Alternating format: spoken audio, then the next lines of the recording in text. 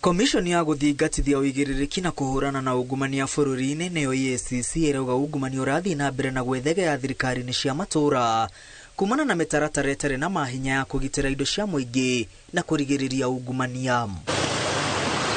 Commission ĩno ĩrauga ona thengia wa maabitha amwe gũikio ngono gũkinyio igoti-inĩ na kũrũgamio wĩra arĩa marĩhũria mathenya mao marathiĩ na mbere na mũtugo wa gwĩtongia na indo cia mũingĩ kumana na ũregenyũku wa mĩtaratara ĩno. For us to effectively mitigate that challenge, you cannot focus on people alone.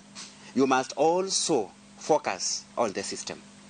So EACC is using a strategy that combines both ensuring that people are doing the right thing and secondly, ensuring that the systems that are used for the management of public resources at the national and the county governments are not conducive to corrupt conduct. EACC yorotete rũhonge rwa gũthũrima mathabu ma thirikari cia kaunti ikiuga thirikari nyingĩ cia matũũra nĩ ngathĩtie kũhe mahinya kamĩtĩ ya gũthũrima mathabu ma thirikari na kũrĩa kũrĩ na kamĩtĩ ici itiraruta wĩra na ũguo mbeca cia mũingĩ igathiĩ na mbere na kũũrĩra gũtarĩ andũ maracokia ciũria. Most of the county governments in the Republic of Kenya do not have functional internal audit units, contrary to the law.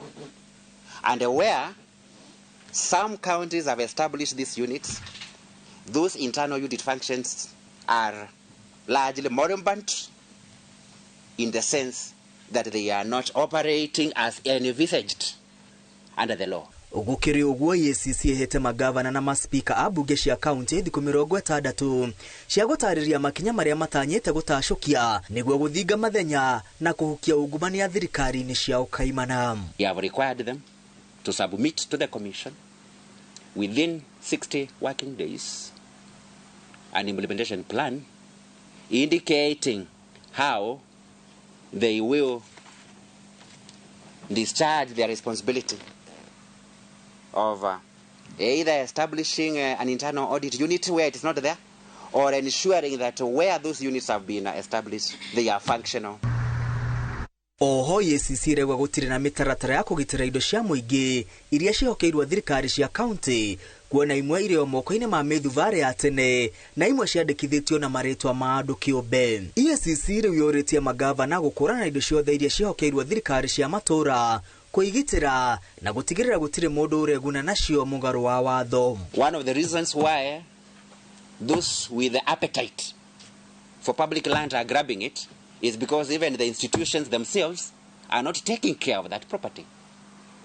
Not fencing, not even having it in their register. And you know, when you don't have some of these properties in the assets register, there are corrupt people within the institutions who are able to tell. Ile iko pale unajua ni yetu na hapa ndani watu hawajui. Wanatafuta masikilizano na wezi kule nje, wanapanga mambo ya makaratasi vile itafanyika.